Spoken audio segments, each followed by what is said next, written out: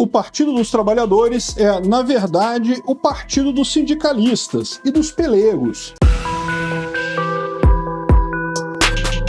Esse é o Visão Libertária, sua fonte de informações descentralizadas e distribuídas. Menos de 3 semanas após ser empossado como presidente da República, Lula já fez sua primeira grande reunião com um importante grupo de apoio do seu governo, os pelegos sindicalistas que representam as grandes centrais sindicais, como a CUT, Força Sindical e outras. Nessa reunião, os sindicalistas aproveitaram para pedir ao Molusco a revisão de diversos pontos da reforma trabalhista de 2017. Dentre eles, é claro, o principal, o que mais os afeta, o fim da obrigatoriedade do imposto sindical. Lula, como bem sabemos, tem uma forte predileção pelos sindicatos. Afinal de contas, ele próprio não trabalha desde 1972, ano que se tornou também, olha só, um sindicalista. De lá para cá, a relação entre o ex-presidiário e os sindicatos só se estreitou, de forma que não é um absurdo afirmar que Lula fundou o PT em 1980 não como um partido dos trabalhadores, mas sim como o partido dos sindicalistas. Ou como diria o saudoso Roberto Campos, o PT é o partido dos trabalhadores que não trabalham, dos estudantes que não estudam e dos intelectuais que não pensam. Acenando positivamente para sua base aliada, Lula afirmou que o fim do imposto sindical foi um crime cometido contra essas entidades. Nas palavras do próprio Molusco, tirar do sindicato o direito de decidir em assembleia a contribuição para sindicato foi um crime que cometeram contra vocês. O presidente não se comprometeu, é claro, com a revogação dessa parte da reforma trabalhista. Mas desde a campanha eleitoral, todos sabemos que o PT de Lula tem o claro objetivo de revogar todas as alterações legais trabalhistas feitas de 2017 para cá. E quem sabe até piorar mais algumas regras. O imposto sindical, formalmente chamado de contribuição, o que não passa de um eufemismo, era a cobrança obrigatória de um dia de salário de todos os trabalhadores com carteira assinada no Brasil a ser descontado na remuneração do mês de março pelas empresas e repassado diretamente para os sindicatos que representam as categorias desses trabalhadores. Em outras palavras, até o fim dessa obrigatoriedade com a reforma trabalhista, cada trabalhador brasileiro precisava trabalhar um dia por ano para sustentar sindicatos. A mamata sindical, por óbvio, criou todo um ecossistema de representantes dos trabalhadores que, na verdade, formavam sindicatos apenas para receber parte desse bolo do imposto sindical, mais ou menos como os políticos fazem com seus partidos em relação ao fundão eleitoral. O Brasil possui 16 mil sindicatos ativos, número que corresponde a 90% dos sindicatos no mundo todo. E o bolo do imposto sindical era realmente generoso. Em 2017, ano da reforma trabalhista, os sindicatos brasileiros arrecadaram nada mais, nada menos que 3 bilhões de reais. Contudo, com o fim da obrigatoriedade do imposto sindical, essas entidades viram seu faturamento despencar vertiginosamente. Os sindicatos perderam 97,5% da sua arrecadação de lá para cá. E, no intervalo de 4 anos, a CUT, que nada mais é que uma federação de sindicatos e também tem a sua fatia no bolo do imposto sindical, viu sua arrecadação cair de 62 milhões de reais por ano para meros 274 mil. Com esses números, fica fácil entender o interesse dos sindicatos na vitória do Lula e a pressa dessas organizações em solicitar ao presidente que atenda a sua reivindicação e volte com esse imposto absurdo que é tirado dos trabalhadores. O fato é que o sindicalismo é uma das várias mazelas que nasceram da absurda legislação trabalhista brasileira. A semente do trabalhismo começou a ser plantada nos anos 1930, durante a ditadura do fascista Getúlio Vargas, um notório admirador de Mussolini. E foi em 1943, com a promulgação da CLT, a consolidação das leis trabalhistas, que a tragédia ficou completa. A partir daí, o trabalhador brasileiro foi condenado a se submeter a uma série de regras estúpidas e sem sentido e a receber baixos salários pelo resto da vida. E dentre as coisas mais prejudiciais estabelecidas pela CLT está o monopólio sindical. No artigo 516 dessa estrovenga legal, temos: não será reconhecido mais de um sindicato representativo da mesma categoria econômica ou profissional ou profissão liberal em uma dada base territorial. Essa determinação, inclusive, foi recepcionada pela Constituição Federal em seu artigo artigo 8º. Por outro lado, quem determina a validade da atuação do sindicato é o próprio Estado, algo que amarra as pontas e faz dessas entidades meros institutos burocráticos subservientes à lei trabalhista. Portanto, todos os trabalhadores brasileiros que vivem em uma determinada localização, uma base territorial, por exemplo, um município, e que exercem determinada atividade profissional, são obrigados a se submeter às regras do sindicato que representa essa categoria. Nenhuma empresa possui a liberdade de pactuar com seus empregados condições diversas daquelas estipuladas pelo sindicato, ainda que esses empregados queiram negociar livremente com a empresa. Os sindicatos são, portanto, um dos grandes entraves à livre iniciativa e ao aumento da produtividade do trabalho no Brasil. Porém, alguém pode argumentar que, embora o sindicalismo brasileiro seja de fato cheio de problemas, os sindicatos atuam de forma importante para melhorar as condições do trabalho no Brasil e que, sem a sua atuação, os empregados nunca teriam obtido os direitos que atualmente possuem. A verdade, porém, é que nenhuma melhoria nas condições de trabalho que existem hoje foi conseguida de fato por sindicatos. Os avanços na qualidade dos ambientes de trabalho decorrem exclusivamente de um aumento da produtividade das empresas em geral.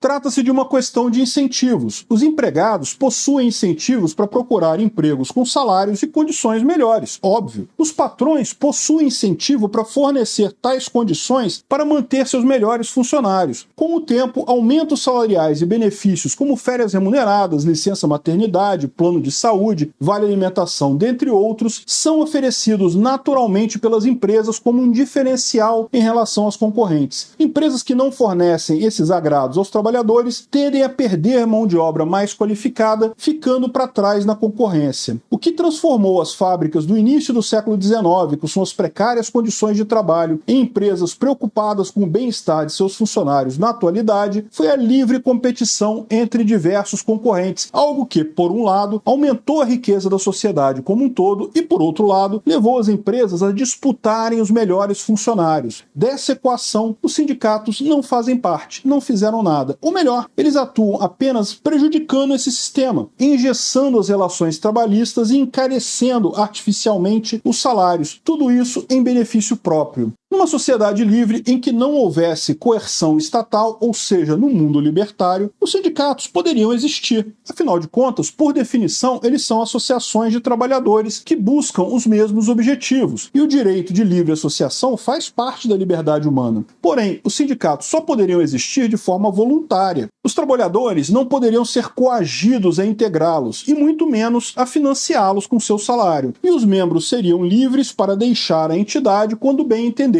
E nenhum trabalhador poderia ser impedido de exercer uma atividade econômica sem o aval de um sindicato. Da mesma forma, os sindicatos não teriam um monopólio da representação de determinado setor econômico. Haveria uma livre concorrência de sindicatos, com todos disputando a filiação de novos membros. Tudo seria decidido com base nas regras de mercado, sem a coerção do Estado e sem a obrigatoriedade de se financiar uma instituição que não representa os próprios interesses. E é fácil de ver isso, porque se o sindicato realmente representa o interesse do trabalhador, ele terá interesse próprio em financiar esse sindicato. O próprio fato de que os trabalhadores brasileiros não querem financiar os sindicatos de livre e espontânea vontade mostra que esses sindicatos aqui no Brasil, de fato, não representam os trabalhadores. No caso brasileiro, o livre mercado já mostrou que os sindicatos, pelo menos da forma como existem por aqui, são desnecessários. Afinal de contas, tão logo acabou a obrigatoriedade do financiamento dos sindicatos por meio de um imposto anual, praticamente todos os trabalhadores deixaram de contribuir para essas entidades. Isso significa, basicamente, que os trabalhadores brasileiros não veem qualquer vantagem em se filiar a um sindicato, ou esperar que esse sindicato negocie suas condições de trabalho. Afinal de contas, a reforma trabalhista não proibiu o pagamento da contribuição sindical, apenas tornou tal contribuição opcional. E os trabalhadores, em sua maioria, optaram por não pagar. No geral, aqui no Brasil, sindicatos sempre funcionaram como máfias, tal como organizações criminosas mesmo. Os sindicatos exercem sua atividade de forma monopolista, em uma área, com a diferença que, ao invés de metralhar seus concorrentes, e olha que de vez em quando eles fazem isso, eles simplesmente acionam a justiça estatal para garantir sua condição. Tal como as máfias, eles também extorquiam os trabalhadores para que esses pudessem exercer suas atividades naquela região. E tal como os gangsters, os sindicalistas também exigem que suas as regras sejam cumpridas por todos, independente da vontade individual. Se hoje existe um pouco mais de liberdade para se empreender do que no passado, isso se deve principalmente ao enfraquecimento dessas verdadeiras máfias trabalhistas. E não é à toa também que em vários lugares do mundo, grandes sindicatos, no fim das contas, acabaram mesmo se convertendo em organizações criminosas. Podemos ver isso em obras de cinema, como o Sindicato de Ladrões, que fala do controle mafioso do Sindicato de Estivadores, e também em casos reais, como o de Jimmy Hoffa, controlador do maior sindicato de caminhoneiros dos Estados Unidos entre 1950 e 1970, conhecido por suas ligações com diversas máfias em operação no país. O Brasil não fica de fora. No ano passado, 3 diretores do Sindicato de Vigilantes de Londrina foram presos por desvio de verba do fundo da instituição. Longe de servirem a seu objetivo declarado, os sindicatos servem, na prática, para tirar dinheiro dos trabalhadores e dos empregadores para encher o bolso de seus dirigentes, pessoas que constroem carreiras atuando nessas instituições sem nunca ter trabalhado de verdade. Tão logo a obrigatoriedade do imposto sindical foi derrubada, praticamente todos os trabalhadores deixaram de, entre aspas, contribuir para essas máfias trabalhistas. Não é surpresa nenhuma, portanto, que as centrais sindicais, que sempre foram o braço do PT e da sua gente, visitem o Palácio do Planalto com o pires na mão, pedindo ao presidente Lula, que sempre participou desse clubinho, que os trabalhadores brasileiros voltem a ser extorquidos todos os anos. Obrigado por sua audiência. Esse artigo foi sugerido e escrito por Quinta Essência, revisado por Donda